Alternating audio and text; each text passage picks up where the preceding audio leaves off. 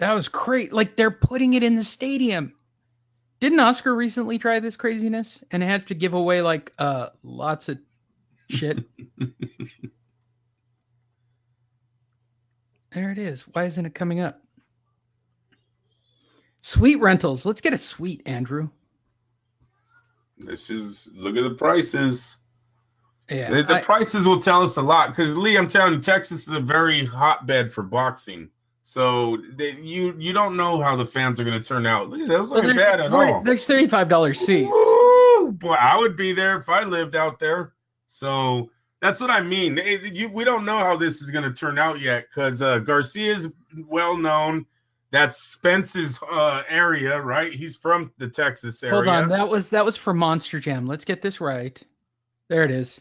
What's the cheap seats for this thing? I can't even imagine. Still loading tickets. I don't get this. I mean, you really got $130 is a cheap seat. That's not bad. It's not. $130 for what? $329. Well, you gotta know where $329 is.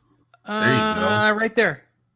See, that's not bad. Oh shit! No, that ring. Look how big that place is. Yeah, dude, this is nuts. Oh my god!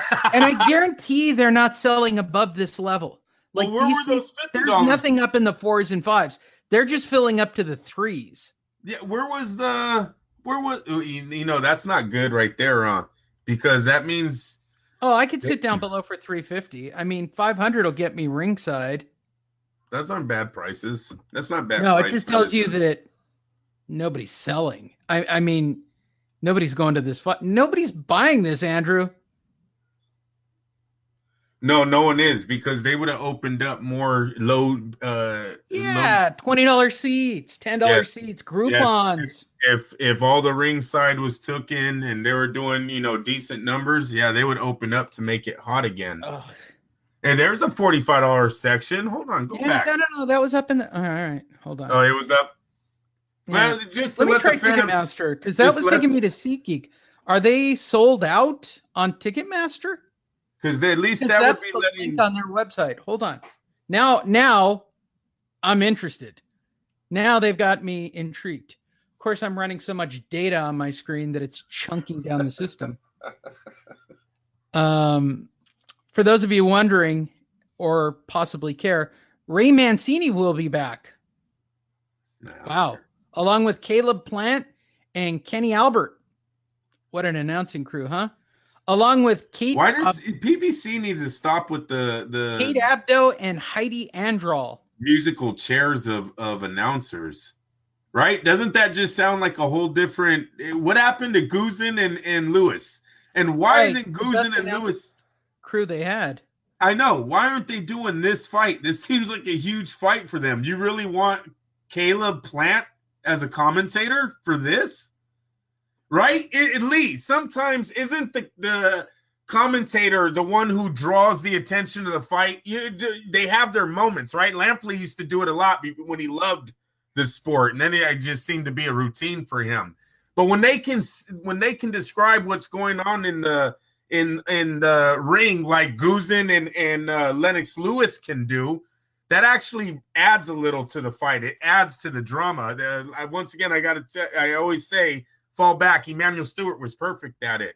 In the third, fourth round, he could tell you what was going to happen in rounds 8 through 10. He would tell you the fight was going the distance or it wasn't. And then it actually played out in front of you. Wow. I don't know what they're doing there, but they need to stop the musical chairs. They really are selling their tickets through SeatGeek and not through Live Nation or Access or anybody else. I don't even understand this. Yeah, there's $46 seats. There's really cheap seats. But that place does look huge. I don't know. I'd have to be that. It looks ridiculous. And there's a lot of tickets. I go, oh, that's cool. And then the ring looked like, it was like 1/2 inch by 1/2 inch. All right. So those are the best deals. What are sort by price? What are we looking at as it loads up? Dude, it's enormous. It's enormous. Yeah, look how small the ring is. You're watching that on the screen. Yeah, it's dumb, dude. Hey, they got that nice TV $45 now, right? right here, section 301. Don't they have like a TV that's like goes 50 yards or right? Doesn't he have Well, like the yeah, biggest the one flat that screen? was too low for the NFL that they had to rehang. Damn. Mm. Yeah, you can sit up here for $45. Section 302. I mean, if I was watching a football game, I'd think they're great seats. But not two guys standing I at can't. the I can't 50-yard knock line. it. I can't knock it because I haven't seen the TV. Obviously, you're not gonna be able to see what's in the ring unless you have binoculars, right? Okay, wait, look, that's a great point. All right, so it is a better deal to go pay the $45 and watch it on a big screen Yeah, than paying $100 and watching them. to listen to Kate Abdo. Yep, and not only that, you get the atmosphere. You get to scream or you get to hear. Sometimes being in those crowds when This is a black Mexican fight. Yeah, the Mexicans are going to go off in Texas. You should have went with Bob. That's a Bob line. That is a complete. The Bob mic fell to the ground. Oh, but damn it. Yes. All right, I got to pick it up. Always make the fight. Always, Andrew. You know what I'm saying? I know that. Mexican, Yes, Puerto Rican, Mexican, any combination, the Mexicans will show up. But you can't really put a ticket over $45. That's the cap. That's like a whole day's pay for them, Andrew. Hey, he's got to be happy with the 14,000, huh? That showed up in Fresno, Lee. How about that? Didn't price tickets over $45, Andrew. You're such a dick. So you get a couple hundred of them. It's just enough for the hookers and blow. Just enough. Very good turnout. You're a jerk. Moving on to more news. I can't wait, but it's sad that people don't think Garcia's even going to go the distance. He built such a great career. You know what I mean? No. Andrew, it's ridiculous. Look, I saw the press conference video. It's ridiculous. He's too small. And his confidence is ridiculous. Well, Luis Ortiz is coming back again in hopes for another shot at the title. The 50-year-old Luis Ortiz. his eye don't look right. Right? Right? He's got Timothy Bradley eye. He's got one eye that's off to the side, staring at the guy next to him. I don't even know. He wants another fight with DeontayWIlder, and I'm gonna have to go back and look at all of his right hand, his right eyes during after fights to see if there's ever been some serious damage there. This is really bad when your trainer's first words in an interview are, "Last year was very profitable." What? What? It's like I seen him talking to me. I seen him talking about horses like that. Right? And then we put him down for glue. Justify. You're right. He got retired to a stud because he was profitable but too old to go for the Triple Crown, so they retired his ass. He's a great mid-card heavyweight. He's a great door-knocking heavyweight. But if we're talking about if he could be a stud, they would retire him after the Wilder fight. Right. That's a perfect place to end it right there. Go off in the sunset, take your million. But let's be honest. Can he beat Anthony Joshua? No. And I don't really. Can he beat Tyson Fury? This is another good question to you, Lee. Is Ortiz worthy of a shot over Jermell Miller? No. Thank you. See, there's a lot of people I right now arguing. I don't think he can beat Big Baby Miller. I don't think he can beat Joshua. I don't think he can beat Fury. We've already proven that he's not good enough to beat Wilder. So I don't need to see that fight again. It's the same result. He had his moment. Yeah, he had his moment in the 7th. So that's 4 of the top 10 heavyweights that are happening. Well, let's go further. Can he beat Dillian White? Because we're about to get to a Dillian White story that's mind-boggling in a minute. Yeah, he might get that fight.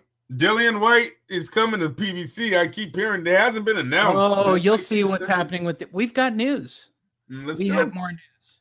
So Luis Ortiz is looking for another fight and another shot at the title, for those of you wondering, or keeping score on lovely Dillian White. Our first of the Gervonta stories. I like to call these damage story Gervonta Davis tales, right? So for those of you who can't remember all of 3 days ago, Gervonta Davis on Saturday night fought a cab driver. I mean, I'm just being perfectly honest. He was slated to fight Abner Mares. Mares decided to have his eye reconnected because the guy over at LensCrafter told him his retina was detached. Please listen to the show archives for the complete explanation. So he fought a flyweight by the name of Hugo Ruiz, who decided to take a dive early on in the fight and call it quits. Like, if you don't believe me, go watch the video. I'm not going to post it again because I had to fight for YouTube for our last video that we posted on the topic. So he looked at him. He looked at the ground. Looked at him, thought about it, quit the fight. Then took a knee. He's like, I'm done. And then I like when the ref goes, do you want to continue? He's like, nope. He shakes his head. Even, was it Jack Reese, right? Yeah. I think it was Reese. And Jack was like, are you sure? Yeah, no, I'm sure. Yeah, I'm sure. The commentator after the fight, oh, that was a good stoppage. Oh, no, he wanted to stop the fight. All he had to do was nod his head yes, and that fight would have continued. Straight threw him under the bus. No, he quit. He quit. That's basically what the ref said right there. Which, of course, creates the atypical. Now, we've seen this for 20 some odd fights, right, Andrew? What I like to call the Gervonta Davis effect. After every single Gervonta Davis fight that we've had to date, there are two things that happen. His training camp, a.k.a. Leonard Ellerby, and his trainer say the same thing. Like, I could copy, cut, and paste what they say because they say it so often, Andrew. And here is their line that, don't believe me, just copy, cut, and paste this and put it into Google. You'll see clips from every single fight he's had that read exactly the same. And I quote, "You ain't seen the best of him yet.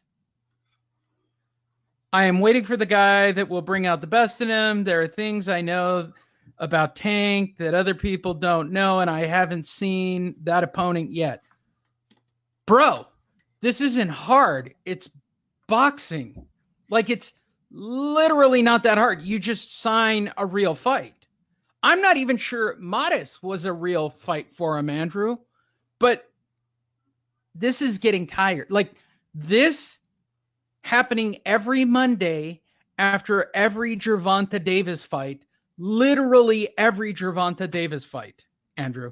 And literally every Gervonta Davis fight. The last two of them, you gotta say, yeah, we haven't seen the best of him because he keeps coming in overweight. So once they get that 130 pound division down, well, then maybe we can see the best of Gervonta Davis. He doesn't want to move to 135. He seems small. Lee, he's only 5'5". I think the kid's fighting out of his division right now. I don't know him personally, but at 5'5", it seems like you should be making 130. If you look at him, he's a little pudgy, right? Face is a little swollen. He doesn't look tremendously cut when he gets on the scale like some fighters do at the weigh-ins. So he might be fighting 4 pounds over already. And so 135, that's going to be way too high for him, in my opinion. Which takes us to his promoter, who does the same thing on Monday. He's a very sad man. Yeah, he's a very sad man. He starts to release photos of himself. By himself. Oh, there's the girls. Well, at least he has girls. There you go. I mean, by himself. With his money and his tiger. Way to go, Mike Tyson. That's a baby tiger, though. That's a with baby. With the bling. Tiger. Oh, little jewels. Look at it. And a stack of cash by himself. It's always on his plane, on his jet, on his helicopter. Wait, can we go back? Did anybody know the rollout carpet underneath the jet? TBE, which, by the way, he trademarked. Yeah, and he's titled himself. Why? Okay, this photo is really interesting to me, Andrew. Why would you lay out $10,000 stacks of $100 bills? I mean, it's cool that you have it, and it's cool that you got a Gucci purse to put it in and walk around with a sack of cash, but why do you need stacks of cash, like physical hard Hopefully currency. that's from gambling that day. I don't know. Did he clean out the Vegas casino on